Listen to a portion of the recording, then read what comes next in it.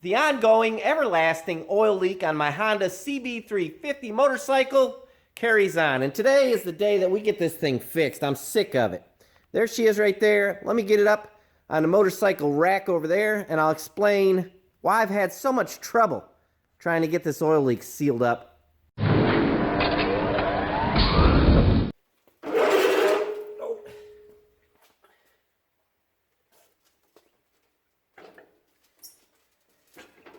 Well, that didn't go as planned. I wanted a nice smooth shot of the motorcycle coming onto the lift, all nice and pretty.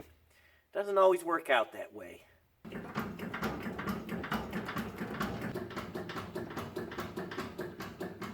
This is the left side of the bike, and the oil is pooling up right here in this spot, and then it's running down, and it is dripping out down in here somewhere. Drip, drip, drip. When it sits, you know, while it's running, I'm sure that it accumulates the oil. I put it on the kickstand, it leans over, and it drips out of there. For those of you that don't know what's going on here, the first leak I thought I had was just from this cable. I oiled this cable up right here, and I put a bunch of oil in it, and it's like bar and chain oil. It's real thick. So that was dripping from the top of the valve cover down this cable because the cable's got a crack in it. So I thought that's what that was. I ran it for a while like that, and it actually seemed to have stopped, you know, pretty much stopped, come to like hardly any leak at all. And then it started leaking again, it seemed like. So then I tightened up the bolts on the very top of the head, you know, to compress them down some more. This engine supposedly had been rebuilt, so I thought maybe I could just squeeze the head gasket back down. And honestly, I believe that cured my head gasket problem. I'm not 100% sure on that, but that's what we're looking into today. Now, my thoughts are, it's in this side cover where the chain, in behind that gear on the chain, that's where I believe our leak is, because it doesn't seem really to be leaking down the cylinder head anymore. So it's not the cable, it's not the valve cover, it's not the head gasket, I don't think. And I think it's behind this cover, and the seal's leaking, so that's what we need to investigate.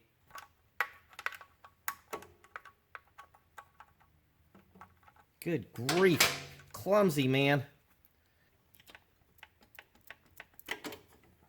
I said in one of the very first videos I made on this bike, I said rebuilt engine can mean different things to different people.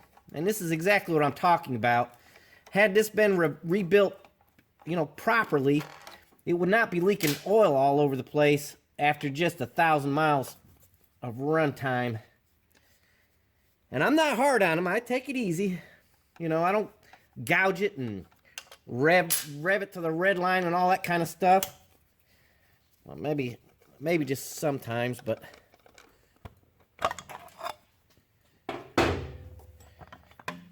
sticking a little bit. Oh, that's, you know, all that grease I put on there. Here's your up close look, guys, and to me, it looks like this seal right here is definitely leaking. It's your clutch rod.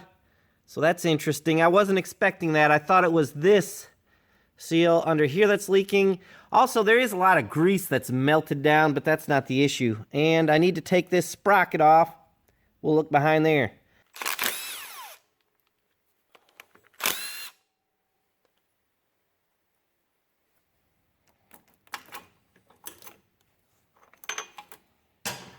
So that seal right there looks like it is leaking a little bit. I don't know. All three of these to me, especially this clutch one, clutch rod, seems to be leaking.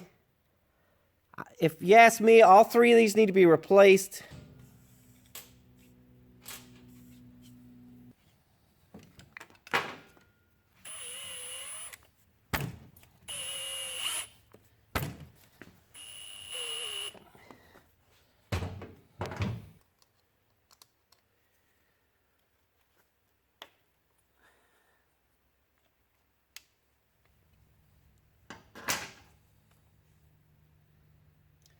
If you do it this way, don't keep driving the screw in. You don't want it too far in because you're going to get into the bearing or the case or something like that, and you'll cause many problems. You just want to barely thread it through there, just enough to grab the seal, pull it out.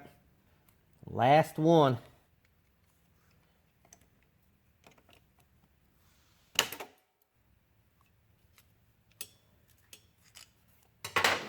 may have looked bad, but I didn't do any damage to the case or this shaft, and that's what you got to be careful of.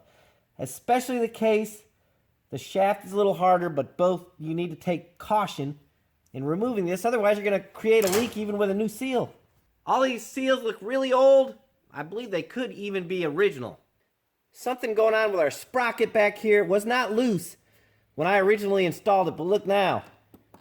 Can you see that? It's wiggling. If this chain was off here, you can tell better. Look. A lot of play in that sprocket. I don't know why. I'm not going to reference the manual. I'm just going to take it off. Let's take a look at it and see if we can figure out what the deal is.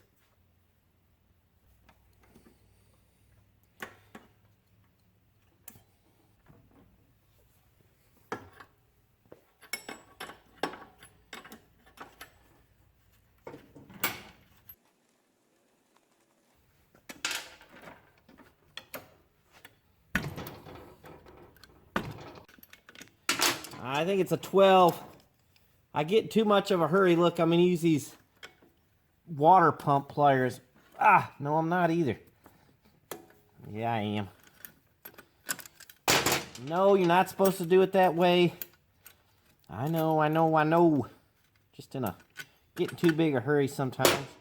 Update, it's been a couple days. Parts are in.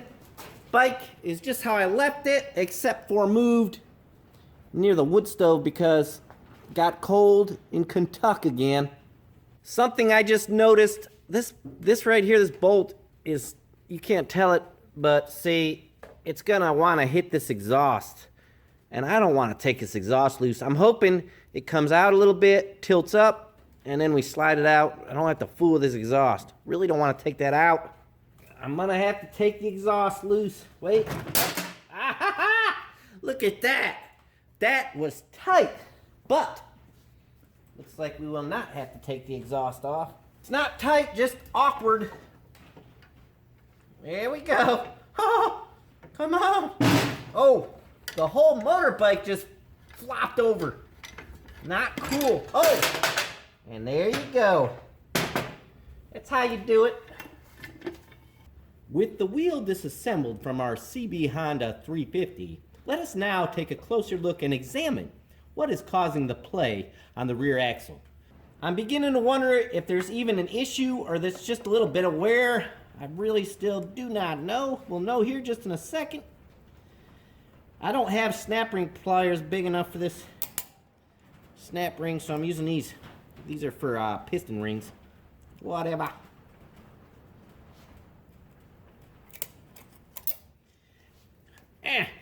Worked fine. Now, what is going on here?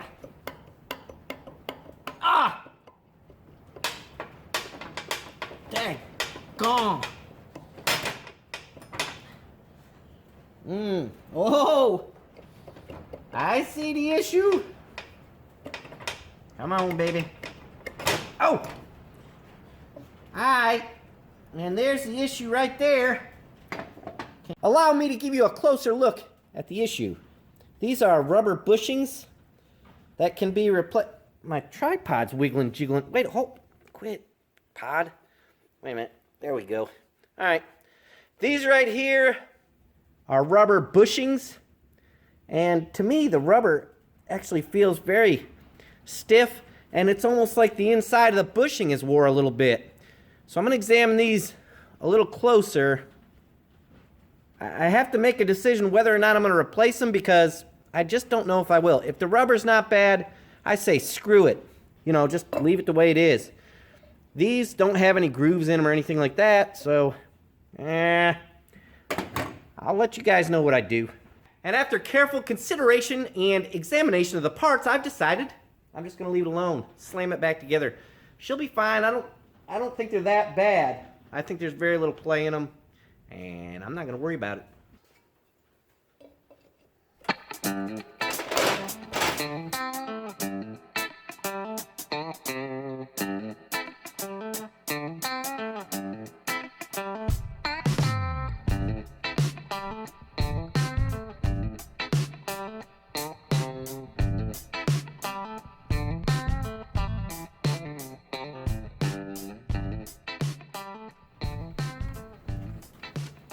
Had this here to keep dirt out of my engine, but also you want to make sure this shaft is clean and free of burrs. I feel one right there. So that when you put the new seal on, it doesn't cut the new seal.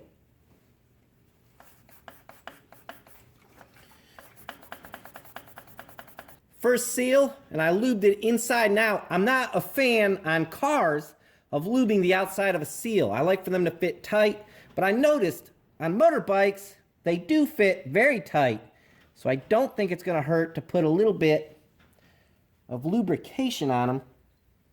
I don't think it'll hurt anything. They're snug, different than a car. Best to have a socket the right size that fits here, but I'm too lazy to walk over to the toolbox and get it. Look how tight that thing fits in there.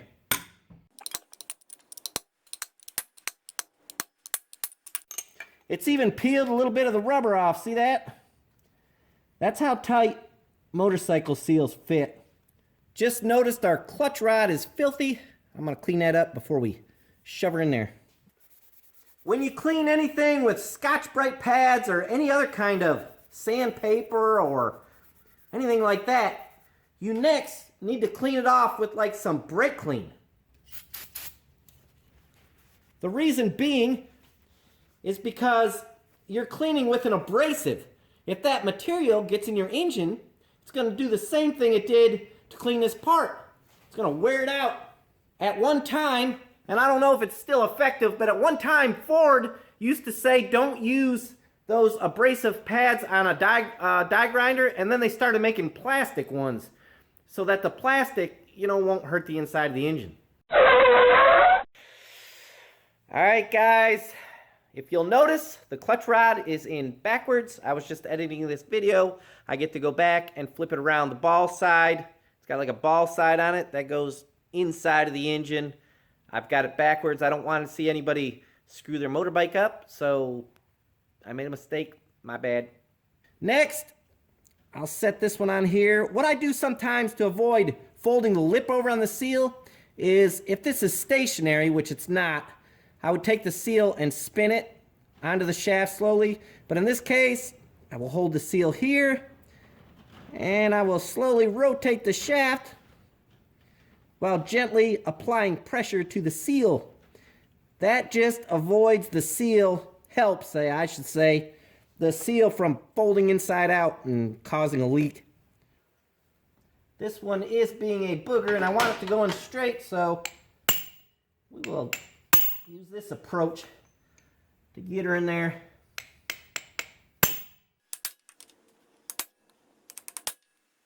They do actually make a seal installer instead of a socket and extension, but this is not Lifestyles of the Rich and Famous. This is the Kentucky Yankee.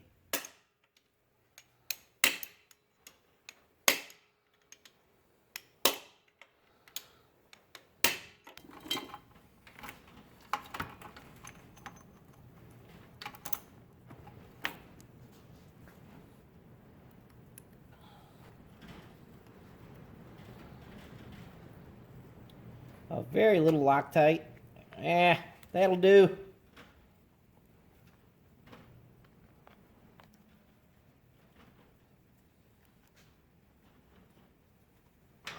If you have a heavy hand while tightening things, use smaller tools.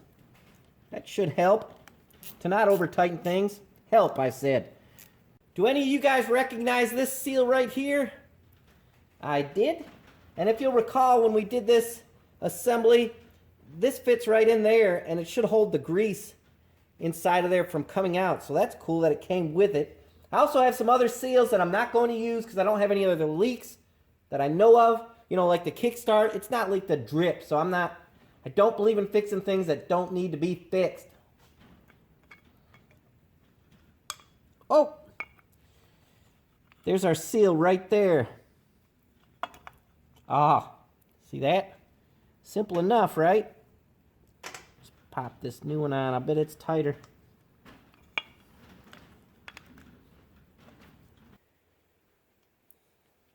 I like a lot of grease on this part. I sure do. Because she gets squeezed a lot. Back and forth, back and forth. Looks like I got some dirt on it. Clean that dirt off. You don't want dirt in there. That's stupid. So we'll shove that in there. There. Good enough. Nice. Cleaned up the inside of this cover pretty good because if grease gets hot and melts, it'll drip out and kind of look like oil. Sometimes. Depends on how hot it gets.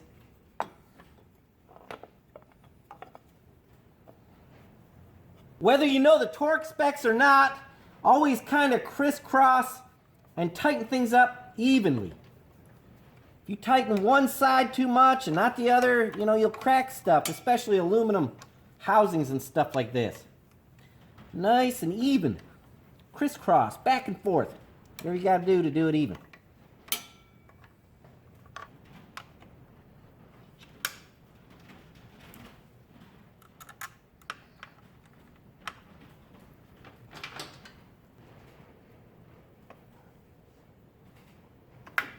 All put back together, I need to adjust the chain and the clutch and the brake, stuff like that. If you guys are interested in knowing how to do that stuff, just look up the playlist on the series of videos on this CB350 basket case. Subscribe to the channel, hit the notification bell if you're interested in this kind of stuff. I'm having some second thoughts about the little rubber pieces in the back on the sprocket. I don't know, I may order some for it. We'll see how much they are. I don't know. I'm back and forth on that. It's not really a big deal, but I may get some. Hope you guys enjoyed this video. There's not going to be any test runs today because it's freezing cold, wind blowing, etc., etc. And the Benny's not getting out in this weather today, but I will update you on it and let you know if it still leaks. There's still going to be more videos on this Honda CB350, my beautiful basket case, which I absolutely love and I have had so much fun with. Guys, we'll see you next time.